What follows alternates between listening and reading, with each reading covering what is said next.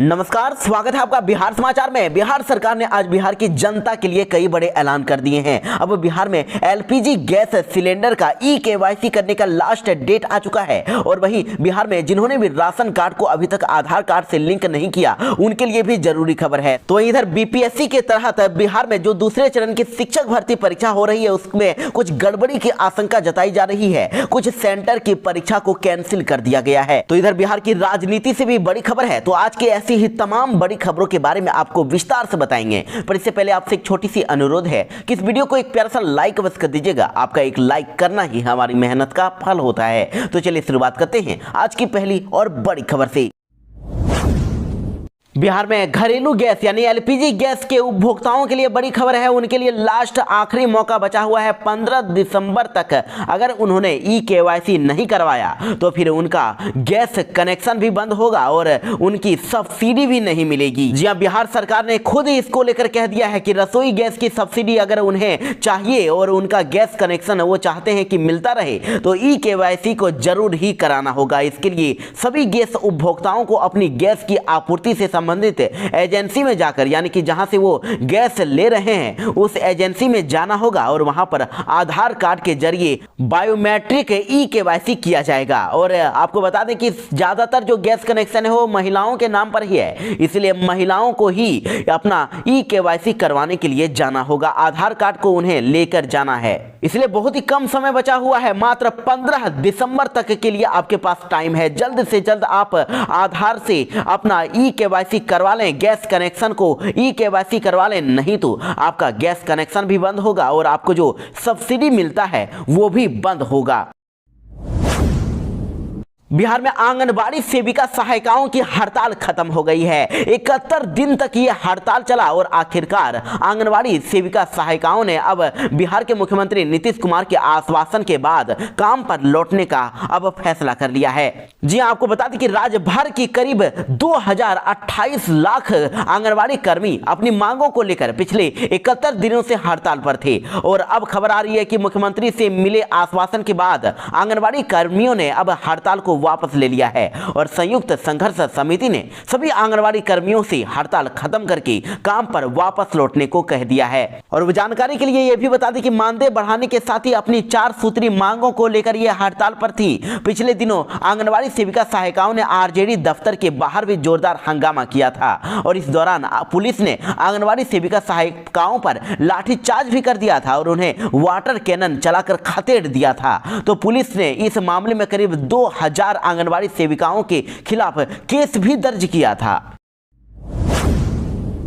इस वक्त की बड़ी खबर आ रही है, बीपीएससी टीचर एग्जाम को कैंसिल कर दिया गया है। जी हां, सीतामढ़ी से ये बड़ी खबर है। सीतामढ़ी में एक परीक्षा केंद्र पर शिक्षक भर्ती परीक्षा स्थगित हो गई है और इस परीक्षा को कैंसिल करने के लिए जो कारण बताया जा रहा है वो ये है कि बिहार लोक सेवा आयोग के द्वारा द्वितीय चरण यानी कि बीपीएससी जो दूसरे चरण की शिक्षक भर्ती परीक्षा ले रही है, उसके लिए शुक्रवार को सीतामढ़ी में एक सेंटर पर डीएवी परीक्षा केंद्र पर क्वेश्चन पेपर ही नहीं पहुंच पाया, जिसके कारण एग्जाम को कैंसिल कर दिया गया। और इस सेंटर पर 444 अभ्यर्थियों की परीक्षा होनी थी, जिसमें से 439 ने बायोमेट्रिक उपस्थिति भी दर्ज कराई। और 3 बजे तक जब क्वेश्चन पेपर नहीं पहुंचा तो केंद्राधीक्षक के द्वारा अपरिहार्य कारणों से परीक्षा स्थगित होने की सूचना दे दी गई। यहाँ पर 9वीं और 10वीं के लिए शिक्षक भर्ती परीक्षा हो रही थी, लेकिन 175 क्वेश्चन ही पहुंच नहीं पाए, जिसके कारण मैथ्स की परीक्षा रद्द कर दी गई है।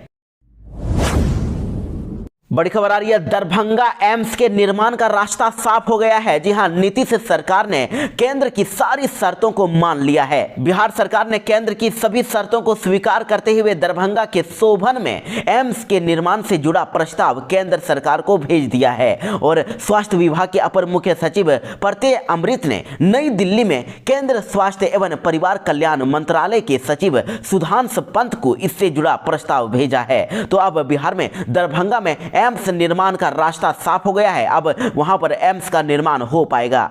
वैसे आपको बता दें कि राज्य सरकार के द्वारा दरभंगा में एम्स निर्माण के लिए केंद्र की शर्तों के मुताबिक जमीन उपलब्ध नहीं कराई जा रही थी, जिसके कारण दरभंगा एम्स का निर्माण अधर में ही लटक गया था, पूरा नहीं हो पा रहा था। और बिहार सरकार के द्वारा जो जमीन पहले उपलब्ध कराई गई थी वह एम्स के निर्माण के लिए सही नहीं बताई जा रही थी, जिसके बाद केंद्र सरकार ने उस जमीन पर एम्स निर्माण करने से इनकार कर दिया था।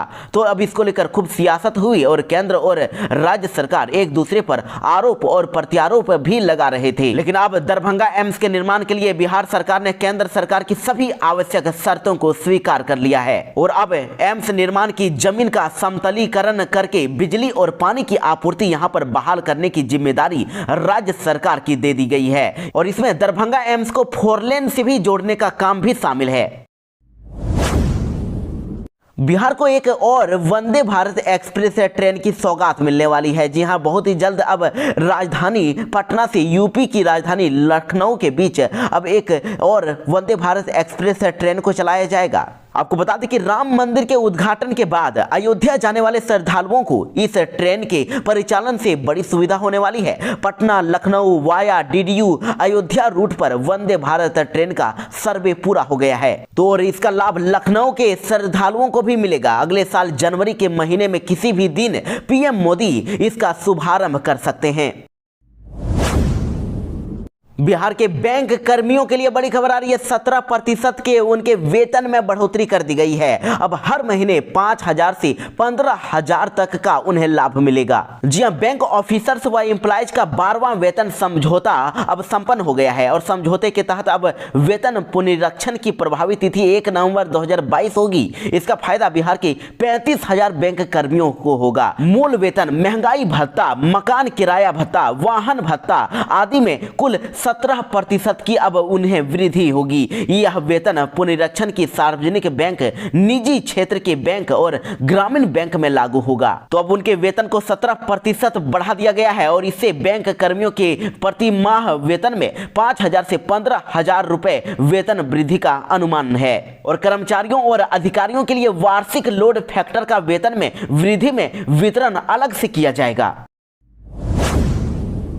बिहार में सरकारी नौकरी की तलाश कर रहे युवाओं के लिए बड़ी खबर आ रही है। अगर वो इंटर पास हैं तो उनके लिए सरकारी नौकरी करने का एक सुनहरा मौका है। 12,000 से भी ज्यादा वैकेंसियों को निकाल दिया गया है। बिहार स्टाफ सिलेक्शन कमीशन की तरफ से इंटर लेवल पर बम्पर भर्तियों को निकाल दिया गया है, लेकिन इस वैकेंसी के लिए आवेदन प्रक्रिया आज ही बंद होने वाली है। आज ही लास्ट डेट है। ऐसे में जो भी उम्मीदवार इस वैकेंसी के लिए आवेदन नहीं कर पाए हैं उन्हें जल्द से जल्द आवेदन कर देना चाहिए। उसके लिए आपको बिहार एसएससी की ऑफिशियल वेबसाइट ऑनलाइन bssc.com पर जाकर अप्लाई करना होगा। तो इस वैकेंसी के माध्यम से कुल 12,199 पदों पर भर्तियां होगी और वहीं इसमें एज लिमिट की अगर बात करें तो इसमें आवेदन करने के लिए उम्मीदवारों की उम्र 18 साल से ज्यादा और 37 साल से कम होनी चाहिए। उम्मीदवारों की अधिकतम आयु सीमा में छूट भी दी जाएगी।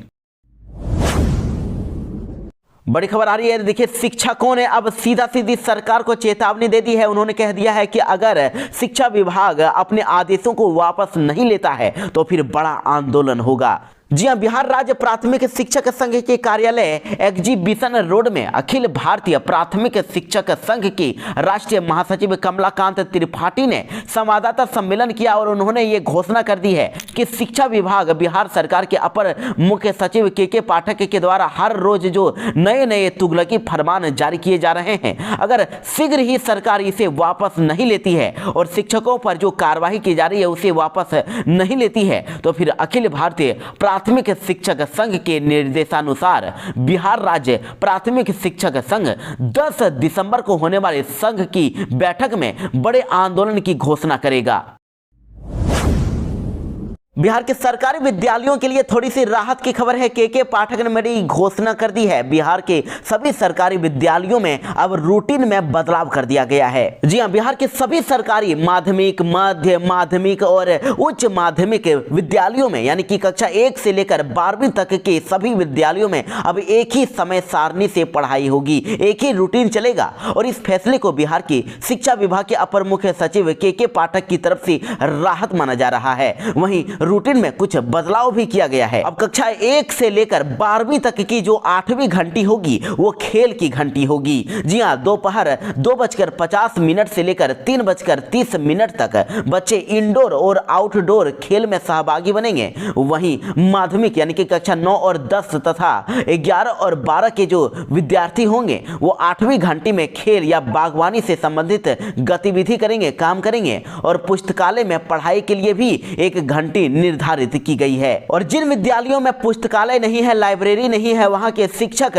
पुस्तकालय की किताबों को कक्षा में लाकर बच्चों को पढ़ने के लिए प्रोत्साहित करेंगे। यदि किसी विषय में अभ्यास यानी कि प्रैक्टिकल की आवश्यकता नहीं है तो फिर सामान्य रूप से ही कक्षा को चलाया जाएगा और विद्यार्थियों की जो छुट्टी है वो 3:30 बजे छुट्टी हो जाएगी। लेकिन जरूरी बात कि मिशन दक्ष के लिए 3:30 बजे से लेकर 4:15 बजे तक कक्षा चलेगी। मिशन दक्ष के लिए जिन बच्चों का सिलेक्शन हुआ है विशेष कक्षा उनकी दी जाएगी और शिक्षक 4:15 के बाद 5 बजे तक बच्चों को गृह कार्य यानी कि होमवर्क का सत्यापन, पाठ टीका की तैयारी और मिशन दक्ष से संबंधित गतिविधियों का निष्पादन करेंगे। लेकिन देखिए, शिक्षकों को तो चुनाव का भी काम करना है। शिक्षक चुनाव या फिर अन्य आवंटित काम जो है वो शाम 5 बजे तक करने होंगे। शिक्षकों को कहा गया है कि वो शाम 5 बजे तक चुनाव संबंधित कार्य करें या फिर सुबह 9 बजे से पहले ही इसे पूरा कर लें। और शाम 5 बजे से पहले अगर विद्यालय से अगर वो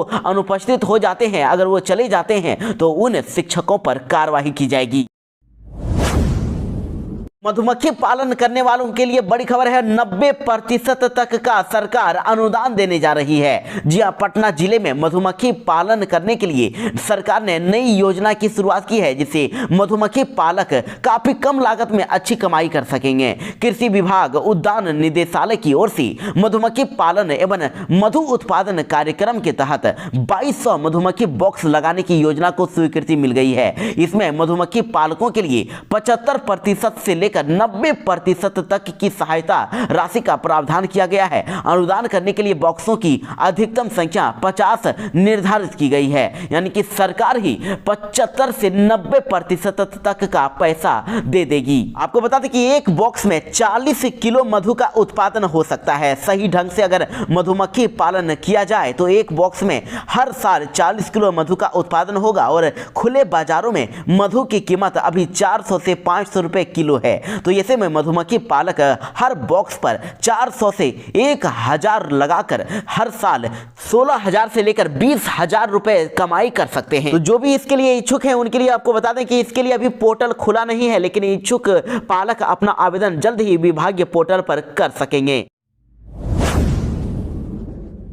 पटना कॉलेज के चारों छात्रावास को अब सील कर दिया गया है। मारपीट में शामिल 26 छात्रों को भी निलंबित कर दिया गया है। जी हां, देखिए, पटना विश्वविद्यालय प्रशासन के आदेश के बाद अब पटना कॉलेज के चारों जो भी छात्रावास हैं सभी हॉस्टलों को अब अनिश्चितकालीन के लिए सील कर दिया गया है। विश्वविद्यालय की ओर से छात्रावास खाली करने के लिए 48 घंटे का समय दिया गया था और विश्वविद्यालय के अधिकारी और पटना कॉलेज के प्राचार्य तरुण कुमार और मजिस्ट्रेट की देखरेख में मिंटो, जैक्सन, इकबाल और नदवी चारों छात्रावास को अब सील कर दिया गया है। आपको बता दें कि कैंपस में लगातार हो रही बमबाजी और मारपीट की वजह से छात्रावासों को बंद किया गया है और जिन 26 छात्रों को विश्वविद्यालय प्रशासन ने निलंबित कर दिया है उन्हें अब छात्रावास में फिर से शामिल नहीं किया जाएगा और निलंबित छात्र परीक्षा और कक्षा में शामिल भी नहीं होंगे और छात्रावास की अब जो मेन गेट है वहां पर सीसीटीवी कैमरा लगाया जाएगा। और इधर राजभवन की भी सख्ती के बाद अब विश्वविद्यालय प्रशासन सीसीटीवी फुटेज और मोबाइल के बनाए गए वीडियो से मारपीट करने वाले छात्रों को चिन्हित किया जा रहा है। सभी को अब पकड़ा जा सकेगा। बिहार सरकार ने बिहार के किसानों के लिए बड़ा ऐलान कर दिया है। अब 2025 से पहले ही सभी खेतों की सिंचाई के लिए पानी पहुंचाया जाएगा। जी हां, 2025 के पहले ही बिहार के हर खेत तक सिंचाई का पानी पहुंच जाएगा। मुख्यमंत्री नीतीश कुमार ने हर खेत तक सिंचाई का पानी निश्चय योजना की समीक्षा के दौरान अधिकारियों को इस संबंध में निर्देश दे दिए हैं। उन्होंने कहा है कि हर हाल में हर खेत तक सिंचाई का पानी निश्चय योजना वर्ष 2025 के पहले ही पूरी होनी चाहिए। बिहार के नव नियुक्त शिक्षकों के लिए जरूरी खबर है। सभी शिक्षकों से पूछा गया है कि वो हाउस रेंट में लेना चाहते हैं या उन्हें सरकारी आवास चाहिए। जी हां, शिक्षा विभाग ने अब बिहार के 5 लाख से भी अधिक नियोजित और बीपीएससी से चयनित विद्यालय अध्यापकों के लिए, शिक्षकों के लिए उनके स्कूल के आसपास ही आवास दिलाने की दिशा में एक कदम आगे बढ़ा दिया है। विभाग ने HRA यानी कि हाउस रेंट अलाउंस के संदर्भ में शिक्षकों से जानकारी और राय मांगी है। उनसे पूछा गया है कि उन्हें विभाग की तरफ से मकान चाहिए या सिर्फ HRA यानी कि हाउस रेंट अलाउंस चाहिए। यानी शिक्षकों को अब हाउस रेंट का विकल्प दे दिया गया है, ऑप्शन दे दिया गया है। अगर उन्हें हाउस रेंट पर चाहिए तो उन्हें मकान किराया मद में करीब 1000 से 5120 रुपए प्रति माह तक दिए जाएंगे। लेकिन वहीं विभाग ने शिक्षकों को यह भी बताया है कि अगर शिक्षक HRA की जगह अगर विभाग से ही आवास चाहते हैं तो फिर HRA की जो राशि है उन्हें नहीं मिलेगी, बल्कि उनके मकान मालिक को सीधे बैंक खाते में दे दी जाएगी। वैसे जानकारी के लिए आपको यह भी बता दें कि 1 to 5 के जितने भी शिक्षक हैं वो बेसिक सैलरी उनकी 25,000 रुपए है। ऐसे में इनको पटना में 4,000, अन्य शहरी क्षेत्रों में 2,000 और ग्रामीण क्षेत्रों में 1,000 रुपया HRA दे दिया जाएगा। यानी कि इन्हें मकान का जो किराया है उन्हें इतना मिलेगा और कक्षा 11वीं और 12वीं के जितने भी शिक्षक हैं उन्हें पटना में HRA करीब 5,120 और अन्य शहरी क्षेत्रों में 2,560 रुपए और ग्रामीण क्षेत्रों में 1,280 रुपए मिलेगा। बिहार में सरकारी स्कूल के बच्चों के जान के साथ खिलवाड़ लगातार किया जा रहा है। देखिए, एक बार फिर से मिड डे मील खाना खाने से 60 से अधिक बच्चों की तबीयत बिगड़ गई है और जिसमें से 3 की हालत तो नाजुक हो गई है। देखिए, ये ताजा मामला बिहार के बेतिया से है, जहां पर पश्चिमी चंपारण के बेतिया में एक मझोलिया थाना क्षेत्र के अंतर्गत राजकीय उत्क्रमित मध्य विद्यालय बाबू टोला में 60 बच्चों की मिड डे मील का खाना खाने से अचानक ही तबीयत बिगड़ गई और जिसके कारण वहां पर हड़कंप मच गया। मिड डे मील में चावल और चना की सब्जी परोसी गई थी और जिसे खाने के बाद अचानक बच्चों की तबीयत बिगड़ने लगी। सभी को उल्टी और चक्कर आने के अलावा पेट दर्द की शिकायत होने लगी और फिर आनन फानन में सभी को अस्पताल में एडमिट करा दिया गया और बच्चों के बीमार होने का कारण फूड पॉइजनिंग बताया जा रहा है। लेकिन कुछ बच्चों का यह भी कहना है कि खाना खाने के दौरान चना की सब्जी में कपड़े के एक छोटे टुकड़े में लपेटा हुआ कुछ सामान दिखा था और जिसे निकालकर फेंक दिया गया था। और आपको बता दें कि बिहार में अलग अलग जिलों से सरकारी स्कूलों में मिड डे मील भोजन में गड़बड़ी की लगातार शिकायतें आती रहती है। कभी मिड डे मील के खाने में छिपकली मरी हुई मिलती है तो कभी सांप ही मिल जाता है, कभी मेढक मिलता है तो कभी सड़े हुए अंडे खिला दिए जाते हैं। तो इन सभी पर क्या बिहार के शिक्षा विभाग के अपर मुख्य सचिव के पाठक एक्शन नहीं लेंगे? आपका इस पर क्या कहना है? क्या बिहार शिक्षा विभाग को इस पर ध्यान देना चाहिए या नहीं देना चाहिए? अब देखना है कि बिहार के शिक्षा विभाग के अपर मुख्य सचिव के पाठक इस पर क्या एक्शन लेते हैं, क्योंकि बच्चे ही आगे का भविष्य हैं और अगर इन्हीं के साथ ही खिलवाड़ किया जाता है तो ये बिल्कुल ही सही नहीं है। इस वक्त की बड़ी खबर आ रही है, महुआ मोइत्रा की लोकसभा सदस्यता को रद्द कर दिया गया है। जी हां, केस फॉर क्वेरी मामले में टीएमसी सांसद महुआ मोइत्रा की सदस्यता रद्द हो गई है। देखिए, दरअसल आपको बता दें कि बीजेपी सांसद निशिकांत दुबे ने टीएमसी सांसद महुआ मोइत्रा पर यह आरोप लगाया था कि लोकसभा में बिजनेसमैन दर्शन हीरानंदानी की ओर से सवाल पूछने के लिए महुआ मोइत्रा उनसे पैसे लेती हैं। तो उन्होंने आरोप लगाया था कि महुआ जानबूझकर पैसे के बदले अडानी ग्रुप और पीएम मोदी को निशाना बनाती हैं। इसलिए बीजेपी सांसद की इस शिकायत पर लोकसभा की एथिक्स कमेटी इस पूरे मामले की जांच की और एथिक्स कमेटी ने शीतकालीन सत्र के दौरान अपनी रिपोर्ट सदन में पेश कर दी और वोटिंग के बाद महुआ मोइत्रा की लोकसभा सदस्यता को रद्द कर दिया गया है। एथिक्स कमेटी की रिपोर्ट में लोकसभा ने स्वीकार कर लिया है कि उनकी सदस्यता को रद्द कर दी गई है।